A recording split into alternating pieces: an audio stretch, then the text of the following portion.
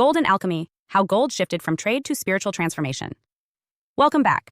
I'm Adeline Atlas, 11 times published author, and this is the Money Magic series. Gold is not just a metal. It has never been simply about trade, or coins, or shining ornaments. Gold has always carried a dual role, material and mystical, financial and spiritual, pragmatic and alchemical. To speak of gold is to step into the oldest conversation humanity has had about value. Gold gleams in temples, in crowns, in vaults, and in the language of eternity. It is the metal of gods and kings, chosen across cultures not for utility, but for symbolic power. And in the traditions of alchemy, gold was not simply a goal. It was the emblem of human transformation itself. To understand gold is to understand how wealth became magic, how matter became metaphor, and how our entire financial imagination was shaped by a yellow metal that refuses to tarnish. Gold appears in human history as far back as we can trace metallurgy. Unlike iron or copper, it doesn't corrode. Found in riverbeds, it shone as though it had dropped from the heavens, a fragment of the sun in earthly form. Ancient Egyptians called it the flesh of the gods, and their temples were layered with it. Sarcophagi, funeral masks, and the great treasures buried with pharaohs were drenched in gold, not because it was useful, but because it was eternal. Gold promised immortality. To be surrounded by it in death was to claim a place among the divine. Trade was only a secondary role. Its primary power was symbolic. In Mesopotamia, gold adorned statues of deities. In India, it decorated altars to Lakshmi, goddess of prosperity. In Mesoamerica, the Inca revered gold as the sweat of the sun, a sacred excretion of cosmic life. Across continents, the association repeated, gold is not ordinary matter. It resists decay, it radiates light, it mirrors the sun. To hold it is to touch permanence in a world of impermanence. That is why kings monopolized it, why temples demanded it, why conquerors killed for it. Gold concentrated the aura of divinity in metallic form. When coinage developed, gold was chosen as the supreme standard. Silver, copper, and bronze circulated for daily transactions, but gold was the ultimate measure of value. Its rarity and incorruptibility made it the anchor of trust. Empires ran on gold coins stamped with rulers' faces, portable tokens of both wealth and legitimacy. Yet even here, trade was not the deepest function. Gold was chosen not because it was practical, it is too soft to make durable tools, but because it carried the aura of sanctity. It could move across borders without losing shine, and its weight became a measure of order itself. Enter alchemy. For alchemists, gold was the highest state of matter. To transmute base metals into gold was the great quest. But the deeper secret was that the process symbolized inner transmutation. Lead represented the heavy, unrefined state of the human soul. Gold was purity, enlightenment, incorruptibility. The furnace, crucible, and alembic were external tools for an internal journey. To make gold was to become gold. Wealth in this sense was not just financial, it was spiritual, the attainment of permanence in a mortal frame.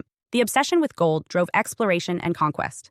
The Spanish pursuit of El Dorado, the Golden City, was not only greed, but mythic longing.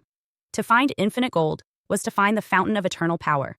Empires justified slaughter by invoking gold as destiny. Ships crossed oceans to strip mines in the New World, pulling sun metal out of the ground to flood Europe with treasure. Yet, paradoxically, this flood destabilized economies. Inflation surged, silver and gold lost purchasing power, and nations rose and fell on the ability to manage bullion flows. The ritual power of gold outweighed rational economics. In the modern era, gold became the backbone of financial architecture.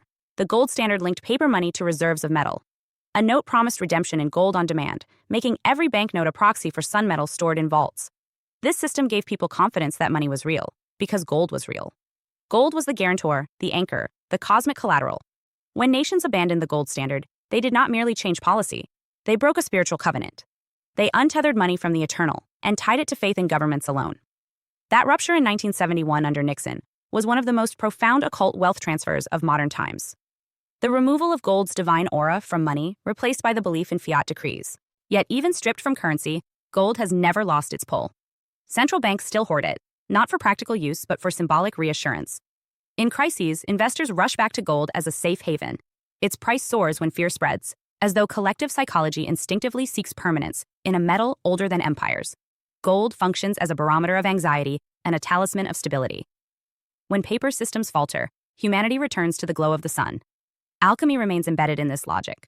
Today, hedge funds and banks transmute digital contracts, derivatives, and paper promises into wealth, echoing the alchemical dream of turning lead into gold.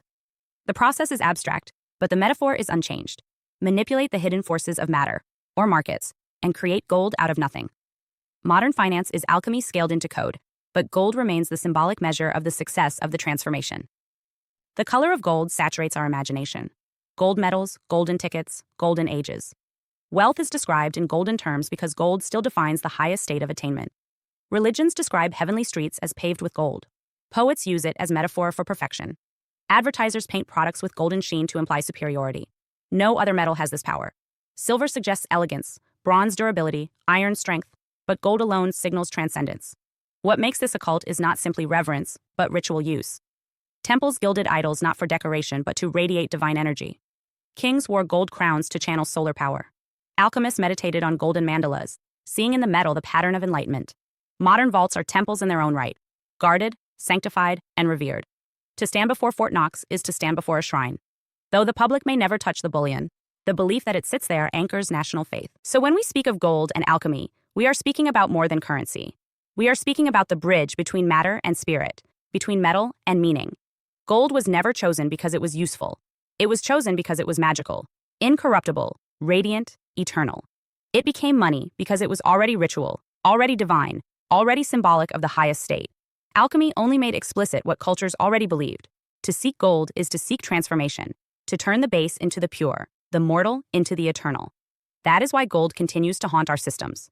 It sits in vaults, glimmers in jewelry, spikes in value during crisis, gleams in our metaphors. It is both commodity and covenant, both market and myth.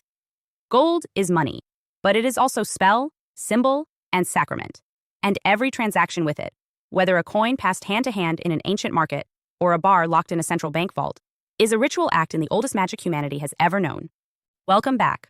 I'm Adeline Atlas, 11 times published author, and this is the Manifestation series, where we don't just talk about manifesting, we master it. Because let's be honest, manifestation has been watered down, reduced to vague quotes, mood boards, and empty promises. But you didn't come here to wish. You came here to build a reality that hits different. A reality that responds to your frequency, your language, your alignment, and your decision to stop playing small. This series is not fluff. It's physics, frequency, and fierce creative power.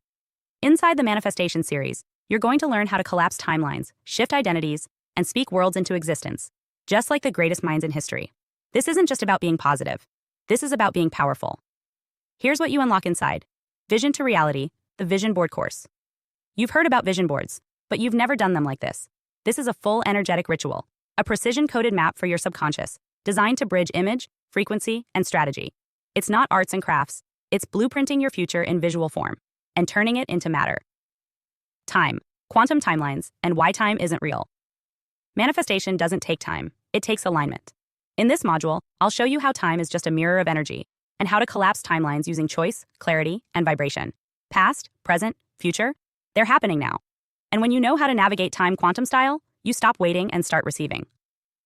Quantum jumping, instantly up level. Your next level life isn't years away. It's one decision away. In this training, you'll learn how to quantum jump, how to shift into a version of you that already has what you desire. This isn't fantasy. It's how high-performance creators, athletes, and spiritual masters leap beyond limits. Jump now. Land in power. Every word. The power of affirmations and spoken language. Words build worlds. In this course, I show you how to use affirmations like spell work, not just repeating empty mantras, but speaking with vibration, intention, and spiritual force. If you've ever felt like affirmations don't work, this will change everything. You'll learn to command your field, not just request from it. The greats, learning from the most exceptional minds in history.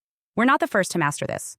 In this legendary module, we decode the techniques, habits, and quantum genius of the world's most powerful manifestors, from ancient sages to modern icons. You'll learn how to think like the greats, move like the greats, and manifest like the greats. This isn't another feel-good series. This is a spiritual weapon, disguised as a manifestation course. It's made for leaders, cycle breakers, visionaries, and soul builders. You don't need another wish list. You need a system that teaches you how to bend reality. This is that system. So if you're ready to stop playing with potential and start creating results, welcome to your next level.